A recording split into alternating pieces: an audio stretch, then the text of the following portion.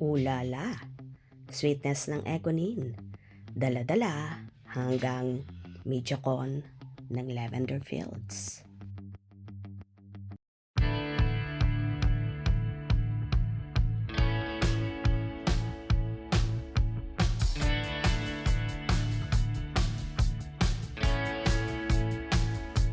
Ngayon nga naganap ang Lavender Fields Finale Media Day, kung saan present ang napapabalitang magkasintahan ang mga kapamilya stars at bida sa seryeng Lavender Fields na sina Jericho Rosales at Janine Gutierrez.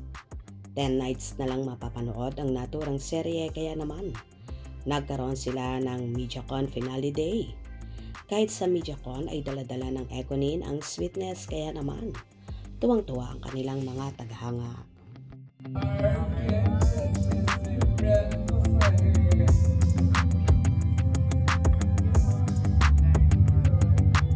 Nahinga naman si Janine tungkol sa kanyang karakter na si Iris Buenavides, at ayon din sa dalaga ay pahinga muna siya sa pagiging kontrabida roles.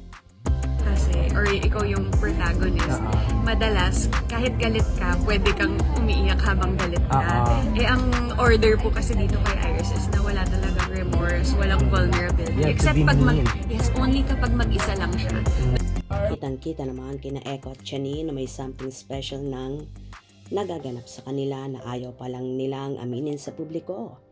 Pero para sa kanilang followers, sapat na sa kanila na kahit hindi umamin ang dalawa sa madlang people, basta makita nilang masaya ang Econin, ay super saya na rin nila at palagi nilang pinapaalalahanan si Jericho na wag sasaktan si Janine.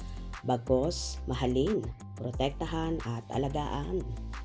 Umaasa rin ang kanilang fanay na pang forever na nga ang pagmamahalan ni Janine at Jericho, na sa wakas daw ay nakita na ng dalaga ang totoong tao na magmamahal at ipagsisigawan siya sa buong universe. Kita rin kasi sa dalaga kung gaano siya kasaya, ka-blooming sa piling ni Jericho compare sa kanyang naging past relationship na palagi siyang itinatago at kalaunan nga ay idinideny pa. Kaya naman dahil doon nabash ng todo ang dalaga at kung ano-anong mga masasakit na salita ang ipinupukol sa kanya, na nagkibit balikat na lang si Janine at tumahimik na lang. Anyway, ganun lang naman talaga ang panahon.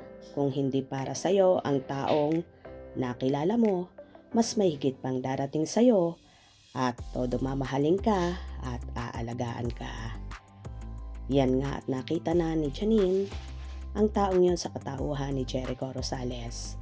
Kaya umaasa ang kanilang fanay na endgame na ang Econin. Kung nagustuhan nyo ang video na ito, comment down below.